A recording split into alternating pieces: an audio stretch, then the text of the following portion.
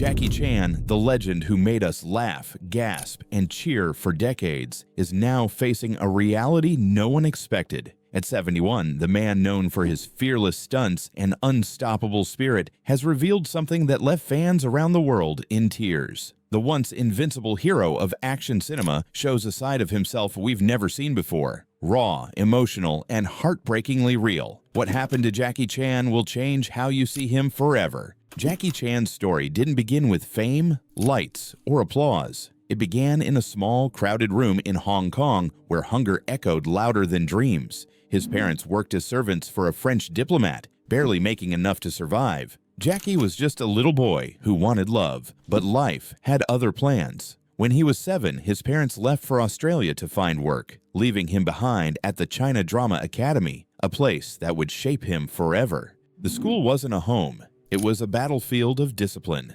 Days started before sunrise and ended long after midnight. The children trained for hours, stretching, flipping, fighting, singing, and acting until their bodies trembled. Mistakes were punished, not with words, but with pain.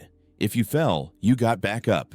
If you cried, no one cared. Jackie slept on a wooden floor, his blanket a thin sheet, his dreams filled with the faces of parents who were oceans away.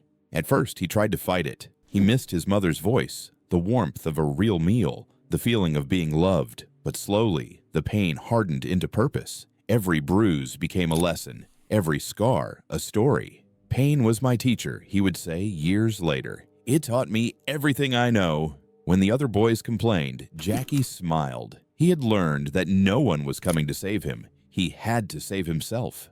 By the time most kids his age were learning to read, Jackie was already flying through the air, flipping and landing with impossible grace. His small body carried the strength of someone who had already survived too much. On stage, he moved like a bird that had learned to fly just to escape the cage. The audience clapped, unaware that every beautiful move came from years of suffering. His master, Jim Yuen, saw something special in him. Not just talent, but fire. Jackie didn't have the luxury of quitting. That relentless spirit became the foundation of his entire life. The boy who once cried himself to sleep beneath a leaking roof would one day become a man who laughed in the face of danger. The world would know him as Jackie Chan, the man who turned pain into power and hardship into art. But back then, he was just a lonely boy, learning that strength was not given. It was earned, one bruise at a time. When Jackie Chan left the China Drama Academy at 17, he stepped into a world that didn't care who he was or what he could do. The boy who had spent years flipping through the air and mastering impossible moves suddenly had nowhere to go. His parents were oceans away in Australia, and Hong Kong streets were not kind to boys with dreams, but no money. He had no home, no fame, no name. He was just another face in a city that moved too fast for the forgotten. Jackie slept wherever he could, under theater lights that still buzzed from the last performance, in half-finished buildings, or under dripping roofs that leaked with every storm. He took any job he could find, washing dishes, carrying bricks, hauling wood, anything that paid enough for a bowl of rice. Every night he fell asleep with aching hands and an empty stomach. There were no cameras, no applause, just a quiet determination to survive another day. Then, one evening, while walking through the rain-soaked streets of Kowloon, he saw something that would change his life. Across the street, a film crew was shooting under blinding white lights. He stopped and watched as a stuntman threw himself through glass, rolled across the floor, and stood back up smiling. The crash echoed through the air, and Jackie felt something inside him stir. That pain, that chaos. He understood it. He knew that feeling of hitting the ground and getting back up. It was what he had been doing all his life. The next day, he started searching for work on film sets. He wasn't looking for fame. He was just looking for a place where pain had a purpose. Soon he got hired as a stuntman. The pay was low and the danger was high, but Jackie didn't care. Every fall, every hit, every bruise was a step closer to something that felt right. He didn't ask for safety or rest. He only asked for another chance to prove himself. "If I can fall harder," he told himself, "they'll call me again." He got his big break when he worked on Fist of Fury with Bruce Lee. During one scene, Bruce threw Jackie across a table so hard that he cracked his ribs. When the director yelled, "Cut!" Bruce rushed over and asked if he was okay. Jackie, lying on the floor in pain, smiled and said, "I'm fine." That small moment, someone caring, someone noticing, meant more to him than the paycheck. It was the first time he felt seen. But when Bruce Lee died suddenly in 1973, Hong Kong cinema went cold. Studios scrambled to find the next Bruce, and Jackie was cast again and again in cheap copies of his films. Each one failed. Critics mocked him. Audiences didn't care. He was broke again, sleeping backstage in theaters and doing whatever he could to survive. But one day, something inside him shifted. He realized he couldn't be Bruce Lee. He didn't have the same fire or style. He had to be himself.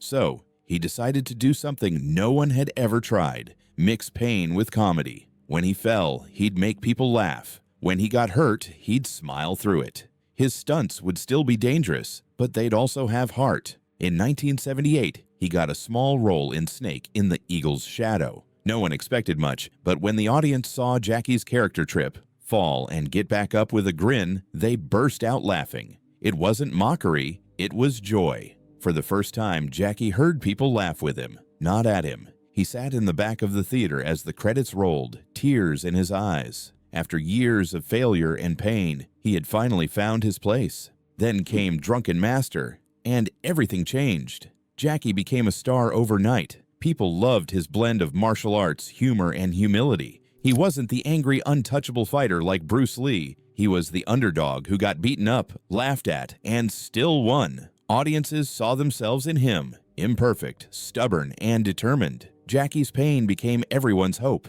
But even success came with its own kind of loneliness. The fame was fast and overwhelming. Directors demanded more, stunts got riskier, and Jackie kept pushing himself further. He hung from clock towers, jumped from rooftops, crashed through real glass, all without a stunt double. Each time he landed, he smiled, even when his bones screamed. He said it was because he didn't want people to see his fear. He wanted them to believe that no matter how hard you fall, you can always rise again.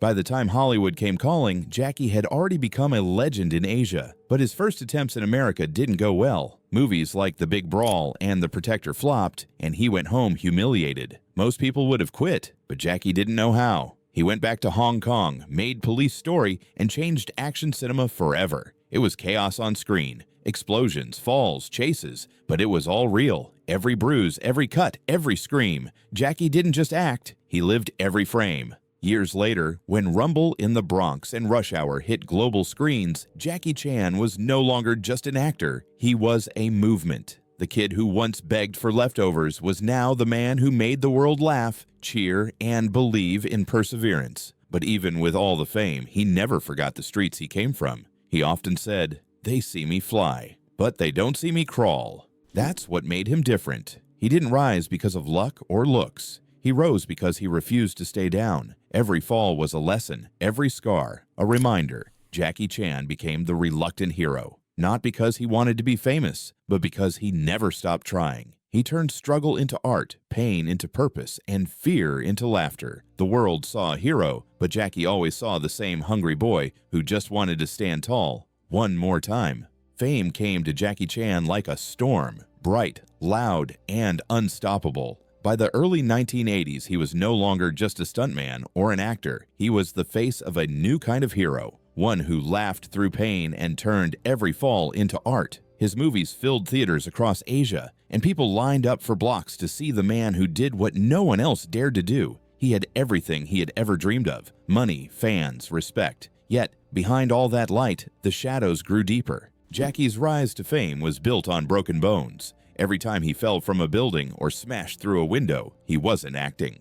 It was real. His ribs cracked, his ankles twisted, and his hands bled. Once, during the filming of Armor of God, a simple stunt went wrong. He jumped from a wall, a tree branch broke, and he crashed headfirst onto a rock. The impact fractured his skull and pushed a piece of bone into his brain. Doctors said he was lucky to be alive. For weeks, he couldn't hear from one ear. But even then, Jackie didn't stop. Just 7 days later, with bandages still on his head, he was back on set, smiling for the camera, pretending the pain didn't exist. That was who he was, a man who didn't know how to stop.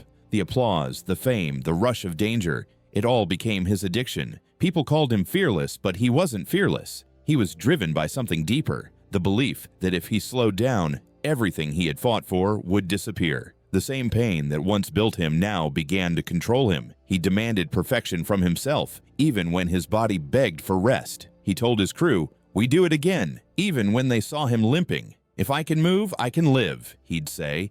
But fame doesn't come without a price. The boy who once slept under leaking roofs now lived in luxury penthouses and drove cars worth millions. Yet he often felt more alone than ever. The noise of fame drowned out everything else: love, peace, even family. He filled his days with work and his nights with emptiness. He once carried $500,000 in cash wherever he went, just to feel that he had truly escaped poverty. He bought 7 diamond watches, one for every day of the week. He filled his house with cars, art, and trophies, but none of it filled the quiet inside him.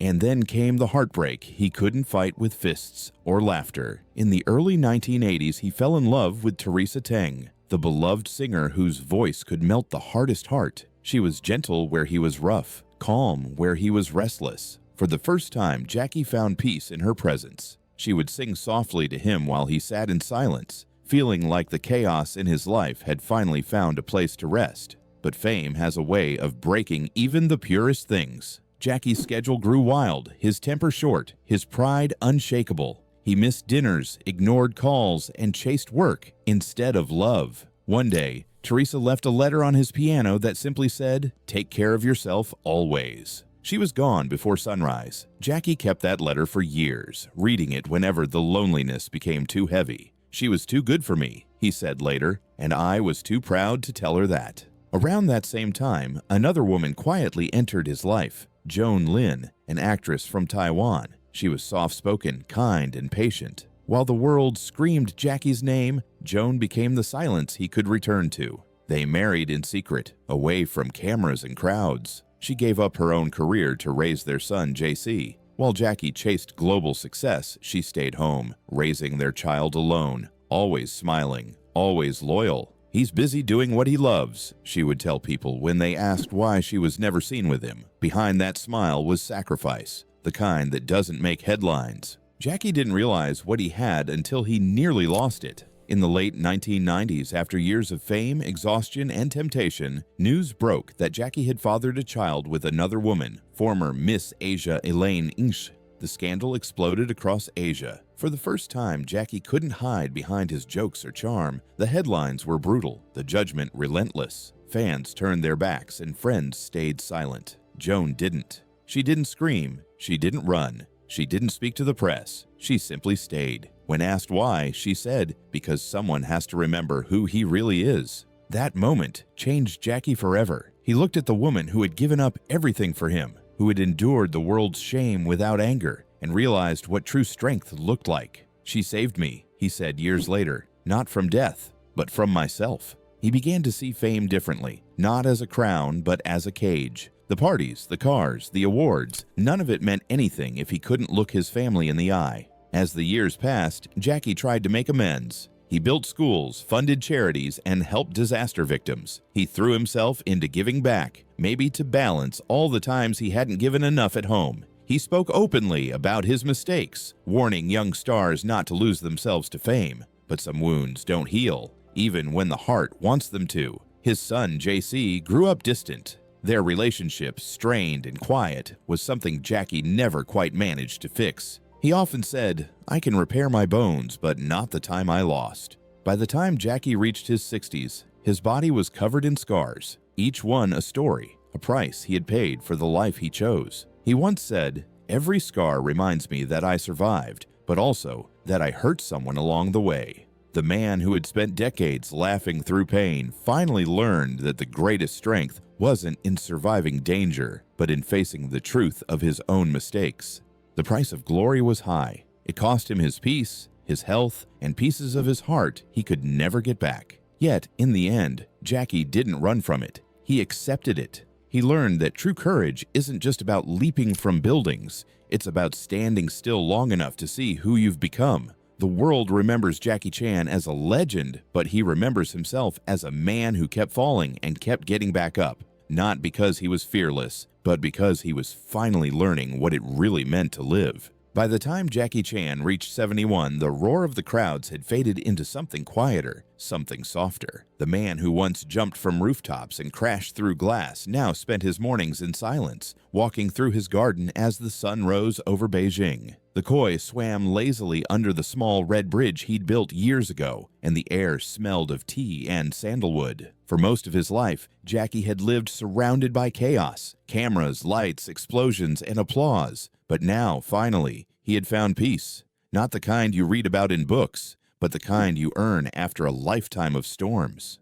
His house in Beijing wasn't just a home. It was a reflection of everything he had become. Strong, simple, grounded. The walls were lined with memories, photos of his parents, movie posters, awards that glimmered faintly in the light. But the real treasures weren't gold or trophies. They were quiet moments. The soft laughter he shared with Joan, the sound of rain against the windows, the steady hum of life moving gently forward. Joan Lin, the woman who had stood by him through everything, was still there. She had given up her fame, her career, her youth, all for a man who was never home, who often forgot that love needed time. And yet, she stayed. She was older now, her hair silvered, her steps slower, but her presence was still the same, calm, unshakable, filled with warmth. Every morning, she made his tea the way she always had, reminding him to drink it before it cooled. Sometimes they didn't talk much, but they didn't need to. Their silence wasn't empty anymore, it was peaceful. Jackie often said, "She saved me, not from pain, but from myself." He knew that without her, he might have lost everything that truly mattered. Now, they lived quietly, far from the lights that once defined him. In the evenings, they would sit on the balcony, watching the city lights flicker across the skyline. The world still saw Jackie Chan as a legend, but Joan saw only the man. Older, humbler, finally still. Every morning, Jackie trained in his garden. The movements were slower now, less about power, more about peace. He no longer trained to fight, he trained to breathe. His hands, once instruments of chaos, now moved like water. "If I stop moving," he would joke, "I'll rust." But behind the laughter was truth. Moving wasn't about strength anymore. It was about staying alive in the right way. Grateful, calm, present. He didn't chase fame anymore. He didn't need to. His name was already written in history. What he cared about now was what he left behind. Over the years, he had donated millions to build schools, help disaster victims, and support children in need. He said money never mattered to him. Money is temporary, he liked to say. Goodness lasts longer. That's why, in his will, he planned to give almost everything away to charity. He didn't want his fortune to be remembered. He wanted his kindness to be. Sometimes he would sit in his study, surrounded by old scripts and film props, and think about the boy he used to be. The hungry kid who slept on cold floors, the reckless man who risked his life for applause, the husband who made mistakes, the father who couldn't always be there. "I've broken every part of my body," he once said quietly, but the hardest thing to heal was time.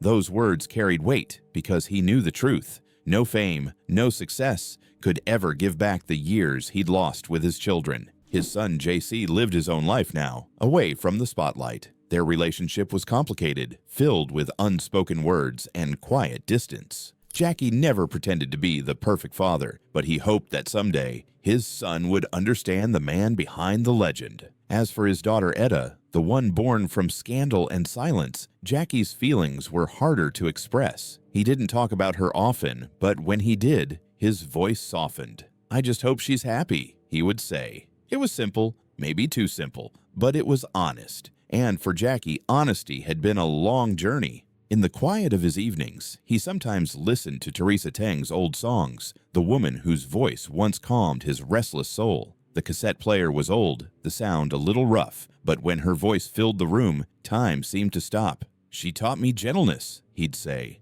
"but I learned it too late." Yet even those regrets no longer hurt the same way. They were part of him now, reminders of a life fully lived, messy, painful, but real. The world still called him a hero, a legend, a miracle of endurance. But Jackie didn't see himself that way. "I'm not a hero," he'd say. "I'm just someone who never stopped moving." That was his secret. Not perfection, not power, but persistence. He didn't chase immortality anymore. He chased meaning. When fans wrote to him online, thanking him for inspiring them, He always replied simply, "Thank you for still watching. Thank you for still believing." He no longer stood on rooftops or swung from helicopters. His greatest stunts now were kindness, patience, and forgiveness, the kind of courage it takes to face your past and keep loving the world anyway. When he met young actors, he always gave the same advice. Don't chase fame, chase mastery. Be honest with your work, and the world will find you. In his final years, Jackie Chan found something he had been missing all along: stillness. The storms of his life had left scars, but they had also cleared the sky. He had spent decades running, falling, and getting back up. Now, for the first time, he didn't have to. He could just be. Sometimes, when the city slept, he would walk through his garden under the moonlight. The koi rippled beneath the bridge, and the wind carried the faint scent of jasmine. He would stop, close his eyes, and breathe deeply, slowly, like a man who had finally made peace with his past.